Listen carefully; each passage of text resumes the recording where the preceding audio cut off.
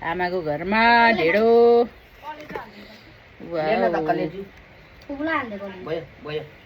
कलेजो तपाईँ त खान मन पर्दैन घिन लाग्छ भने होइन र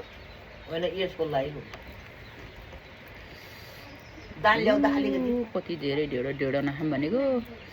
किनभने ढेडोले वेट बढाउँदो रहेछ क्या आमा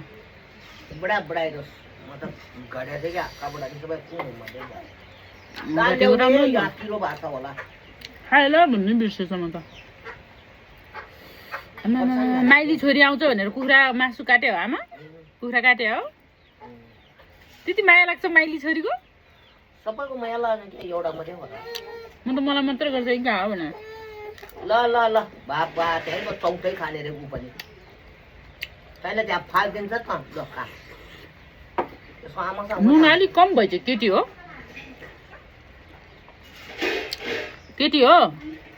नुन अलिक कम भएछ क्या पिरो भएछ ल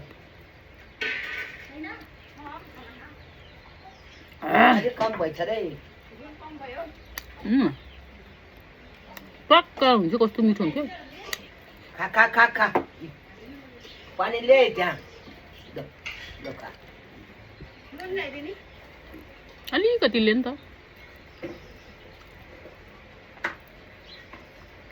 नुन पर्छ नि मलाई ल्याएको माछा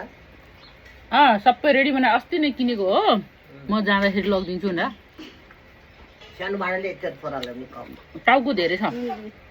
टाउको कति हाल्नु यति हाल्नु भाइले आउँछ कति धेरै मासु हाले डाइटिङ भने है यत्रोको डाइटिङ खा अब अब हामी पर्सानी हाल्यो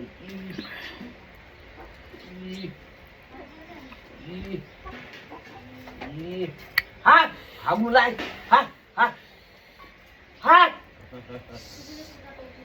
तिन चार बेला न्याउरी मुसाले खुट्टामा मात्रै समातेर सिधायो कुखुरा दुईटा सिधायो भयो खा तिमीहरू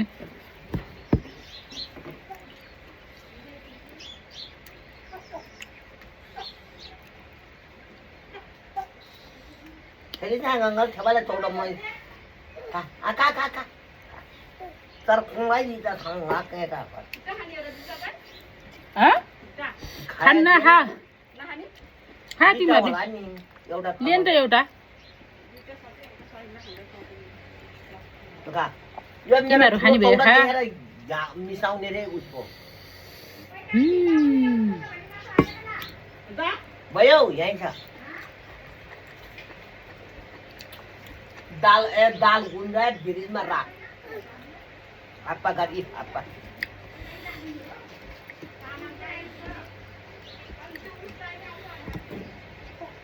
ऊ भने आउँछ क्या ठेकदार पनि भिरेछ खेतबारीमा रोप जाने रे यसो घाम कसरी जाने को यहाँ काम छैन किन काम छैन त्यही त तिमी आएर यहाँ के गर्नुपर्ने हो सोधेर पहिला यो बारहरू भ्याउनु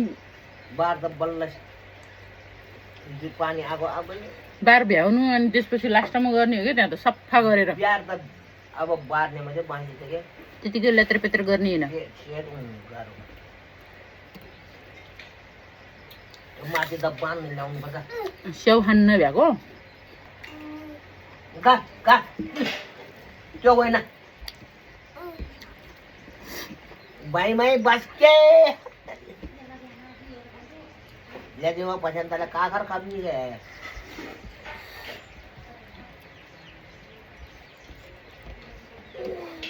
तेरो भाग गरेर दिया भने मैले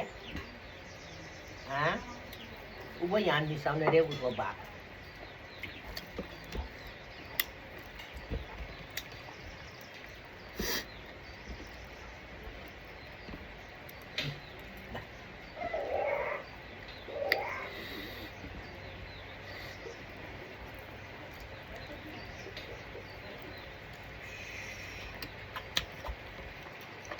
ढेडो चाहिँ